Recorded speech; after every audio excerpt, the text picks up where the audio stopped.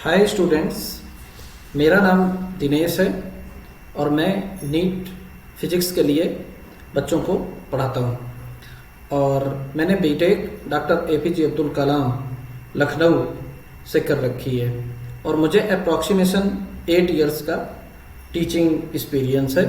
सबसे पहले मैंने जो जॉब है वो रेजोनेंस में की थी और आज मैं आप लोगों को नीट फिजिक्स के लिए ट्रेन करने के लिए जा रहा हूं। और उसी में एक आपका चैप्टर है जिसका नाम है ग्रेविटेशन। तो मैं जिसकी बात करने के लिए जा रहा हूं ग्रेविटेशन।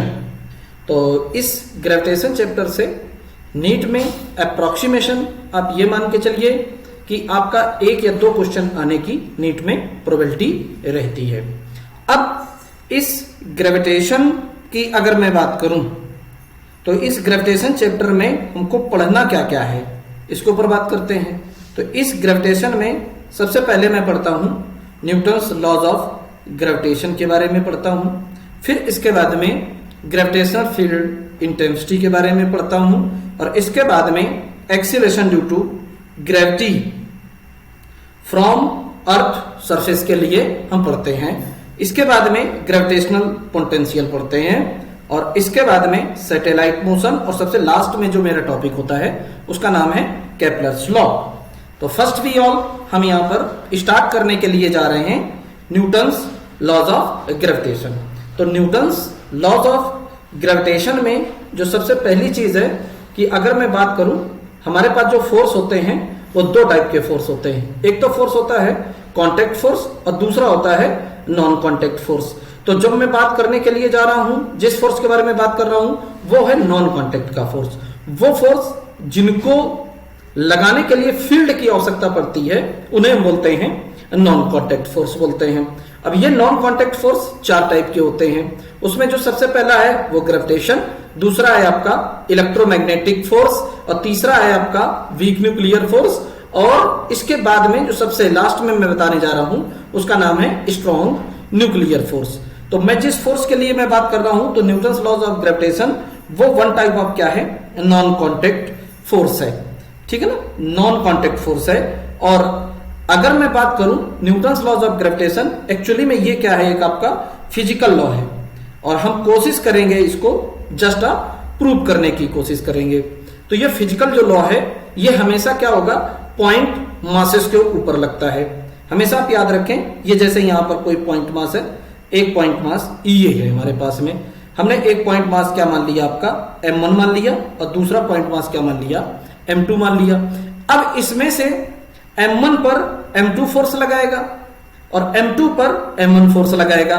तो m1 पर जो m2 फोर्स लगा रहा है वो मैंने फोर्स का नाम दिया F12। इसका मतलब है F12 का मतलब है फोर्स ऑन 1 ड्यू टू 2 और m2 का मतलब क्या है m2 का मतलब m2 पे जो फोर्स लग रहा है वो F21 लग रहा है। इसका मतलब है फोर्स ऑन 2 ड्यू टू 1। अच्छा, ये जो फोर्स है वो कैसे होते हैं आपके, इनके जो अगर मैं मैग्नीट्यूड वाइज बात करूं तो ये इक्वल और अपोजिट होते हैं। तो वो चीज मैंने आपको यहां पर लिख के बताई। तो अब यहां पर अकॉर्डिंग टू न्यूटन उन्होंने जो बताया उन्होंने ये बताया कि यहां पर जो लगने वाला जो फोर्स है वो क्या है आपका F प्रोपोर्शनल m1 और F प्रोपोर्शनल m2 और F प्रोपोर्शनल 1/r² के बराबर है। तो अगर हम चाहें तो ऐसा भी बोल सकते हैं इन दोनों को कांटेक्ट करके कि F प्रोपोर्शनल m1 m2 भी बोल सकते हैं और इस वाले को और इन वाले इक्वेशन को दोनों को कंबाइंड करा लेते हैं। तो कंबाइनिंग कराने के बाद में अगर मैं या तीनों इक्वेशंस को कंबाइंड करा लो आप, जिसमें इक्वेशन मैंने ये फर्स्ट सेकेंड और थर्ड ये तीनों इक्वेशंस मैंने क्या करी कंबाइंड करा ली। इन तीनों इक्वेशंस को कंबाइंड कराने के बाद में जो हमें इक्वेशन मिली वो इक्वेशन आपको ये मिल जाती है। यहां पर हम क्या करेंगे प्रोपोर्शनल का साइन हटाएंगे। प्रोपोर्शनल का साइन हटाने के बाद में एक यहां पर g कांस्टेंट आ जाता है। इस g वाले कांस्टेंट को क्या कहते हैं यूनिवर्सल ग्रेविटेशनल कांस्टेंट कहते हैं। इस g की जो वैल्यू है वो क्या है, इस g की जो वैल्यू है वो 6.67 इंटू 10⁻⁻11 SI यूनिट्स या न्यूटन मीटर स्क्वायर पर kg स्क्वायर है। अच्छा, दूसरी चीज मैं आपको बता दूं कि जो न्यूटन्स लॉज ऑफ ग्रेविटेशन है ये only for the point masses के लिए ही क्या किया जाता है, अप्लीकेबल है। तो ये इसकी लिमिट्स हैं और हमेशा आप याद रखें इसको किसी भी मीडिया में ले जाने पर इसके ऊपर कोई भी फर्क नहीं पड़ता है। अच्छा, नेक्स्ट जो चीज है वो हम क्या बताने जा रहे हैं कि ये लॉन्ग रेंज फोर्स है, ये किन्हीं भी दो पॉइंट मास के बीच में लग सकता है। और अगर मैं मैग्नीट्यूड वाइज बात करूं तो हमारे पास में जो 4 फंडामेंटल फोर्सेस थे या 4 नॉन कॉन्टेक्ट जो फोर्स थे उसमें थे आपका ग्रेविटेशन, इलेक्ट्रोमैग्नेटिक और वीक न्यूक्लियर और स्ट्रॉन्ग न्यूक्लियर। अगर मैग्नीट्यूड वाइज अगर मैं बात करूं तो मैग्नीट्यूड वाइज ये वाला जो फोर्स है आपका ग्रेविटेशनल फोर्स है वो वेरी वीक फोर्स होता है, ठीक है ना। दूसरी चीज, किसी भी फोर्स को लगाने के लिए एक मीडिएटिंग पार्टिकल की भी आवश्यकता पड़ती है और वो यहां पर जो मीडिएटिंग पार्टिकल काम करता है उस मीडिएटिंग पार्टिकल का नाम है ग्रेविटोन नाम होता है, ठीक है ना। तो ये चीजें थी न्यूटन्स लॉज ऑफ ग्रेविटेशन को समझने के लिए। हम यहां पर एक बतौर एक यहां पर इक्वेशन अगर मैं मान के चलूं, क्योंकि मैं यहां पर क्या बताने जा रहा हूं कि एक हमारे पास में एक कोई रॉड है, ये कोई एक रॉड है और इस रॉड का मास है m और लेंथ है l और एक इससे a डिस्टेंस की दूरी पर पॉइंट P है जहां पर कैपिटल M मास रखा हुआ है और हमें क्या करना है, पॉइंट P पर कैपिटल M पर लगने वाला रॉड की वजह से हमें फोर्स फाइंड आउट करना है। तो फोर्स फाइंड आउट करने के लिए हम लोग क्या करेंगे यहां पर कि P पॉइंट से हम कैलकुलस का यहां पर सहारा लेंगे, क्योंकि ये जो न्यूटन्स लॉज ऑफ ग्रेविटेशन है ये तो सिर्फ और सिर्फ किस पे वैलिड है, पॉइंट मास पे वैलिड है, समझे ना। तो हम यहां पर P पॉइंट से x डिस्टेंस की दूरी पर एक पॉइंट मार्क करते हैं जो कितनी लेंथ का है आपका, dx लेंथ का है और dx लेंथ का इसका मास क्या मैं मान लेता हूं, dm मान लेता हूं। तो अब मैं अगर फोर्स लिखना चाहूं, अब ये एक्चुअली में जो dx लेंथ का जो मास है dm, अगर मैं बात कर रहा हूं जो dx लेंथ का जो मास है आपका dm मैंने माना है। अब ये dm मास क्या है आपका, बहुत छोटा मास है। इस बहुत छोटे से मास पर जो लगने वाला जो फोर्स है, जो लगने वाला फोर्स है वो भी क्या होगा, बहुत छोटा होगा। तो वो जो बहुत छोटा फोर्स है वो मैंने लिख लिया dF equal to G capital M dm upon x square. अच्छा, अब इस dm की वैल्यू को मुझे लिखना पड़ेगा। इस dm की वैल्यू मैं कैसे निकालता हूं, यूनिटरी मेथड का यूटिलाइजेशन करके। कैसे यूटिलाइजेशन आप करेंगे, यहां पर हमें जो मास है, जो रॉड का मास है वो m है और लेंथ कितनी है हमारे पास में, l है। तो मैंने l लेंथ का मास कितना मान लिया, m। तो यूनिट लेंथ का मास कितना हो जाएगा बेटा, m बाय l। अच्छा, इसकी लेंथ कितनी थी हमारे पास में, dx। तो m बाय l इंटू क्या कर दोगे, dx। तो dm की वैल्यू क्या आ जाएगी, m by l into dx आ जाएगी। ये वैल्यू आप उठा करके dm की जगह पे क्या कर दें, यहां पर मैंने क्या कर दी, पुट कर दी।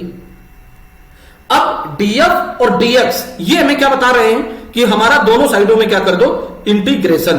तो हम क्या करेंगे, जो आपकी वेरिएबल डेटा है उसको हमें एक तरफ और आपके जो कांस्टेंट डेटा है उनको एक तरफ लिख लेते हैं। तो हमने यहां पर df को वन साइड लिख लिया आराम से और इसमें से मैंने यहां पर g कैपिटल M और small m divide by l ये कांस्टेंट डेटा है और जो dx और जो x वाला जो डेटा आता है x स्क्वायर वाला उसको मैंने यहां पर लिख लिया। अब हमें इसमें लिमिट भी लिखनी पड़ेगी। तो जब हम लिमिट लिखने की बात करेंगे तो लिमिट क्या लिखोगे, इस पॉइंट से यहां तक की जो लेंथ होगी वो a होगी और जो लास्ट तक की लेंथ होगी वो क्या होगी, a प्लस l होगी। तो मैंने वही लिख दिया, a पर हमने फोर्स मान लिया 0 और जो फाइनल लेंथ जो बनी जाके उसकी पूरी टोटल लेंथ वो बनी जाके a प्लस l, वो मैंने क्या मान लिया, a प्लस l हो गई हमारे पास लेंथ और वहां पर मैंने फोर्स मान लिया f मान लिया। df का आप इंटीग्रेशन करेंगे तो हमारे पास f आ जाएगा, इसमें हम लिमिट पुट कराएंगे।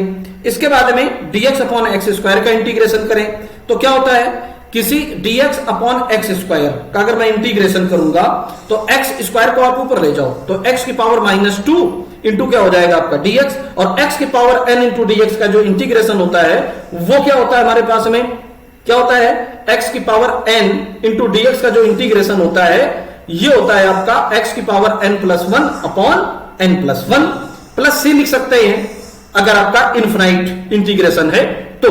लेकिन यहां पर कैसा है आपका फिनाइट, तो मैंने वही लिखा एक्स स्क्वायर का मैंने ऊपर ले गए तो x की पावर -2 + 1 और नीचे क्या आ गया आपके पास -2 + 1 और यहां पर आ गया आपके पास a और इस जगह पे क्या आ गया a प्लस l आ गया। ठीक है ना, मैंने इंटीग्रेशन कर लिया इसका अच्छे से। इंटीग्रेशन करने के बाद में जो ये वाला जो डेटा है x की पावर -1 और नीचे बच जाएगा -1, मैं इसका कैलकुलेशन करके क्या लिख लेता हूं, माइनस का 1/x, और इसी में मैं क्या कराता हूं, ऊपर तो मैंने यहां पर लिमिट पुट कराई दी f-0, सबसे पहले क्या करते हैं, अपर लिमिट पुट कराते हैं, बाद में लोअर लिमिट। माइनस कहां से आता है, फार्मूले से आ जाता है। अगर आपने बेसिक मैथमेटिकल टूल्स पढ़ा हो अच्छे से तो वहां से आपको पता चल जाएगा। तो मैंने यहां पर लिख दिया f g capital M small m divide by l minus 1/x। तो सबसे पहले क्या करेंगे आप, यहां पर x की जगह पे क्या रखेंगे, 1a प्लस l रखेंगे, क्योंकि ये क्या है आपकी अपर लिमिट और ये क्या है आपकी लोअर लिमिट। मैंने जस्ट इसी का क्या किया, मैंने कैलकुलेशन करके ये वाला डेटा लिख दिया, आपने ये वाला आपने डेटा लिख दिया। अब हमें क्या करना पड़ेगा, यहां पर हमने इंटीग्रेशन तो कर लिया, अब हम क्या करेंगे, जस्ट इसका कैलकुलेशन, एलसीएम लिया जाएगा, तो ये वाला इधर लिए जाओ, ये वाला इधर लिए जाओ। तो मैंने ये कर लिया, आपका एलसीएम ले लिया। एलसीएम लेने के बाद में ए से ए कैंसिल आउट हो जाएगा, एल से एल कैंसिल आउट हो जाएगा। तो हमारे पास जो फाइनल रिजल्ट आ जाएगा वो f equal to G capital M small m और a, ये वाला जो डेटा है वो इस जगह पर आ जाएगा। तो किसी पॉइंट P पर जो लगने वाला जो फोर्स है वो इस तरीके से हमने क्या कर लिया, फाइंड आउट कर लिया। आई हो आप लोगों को बहुत अच्छे से समझ में आया होगा मुझे लगता है।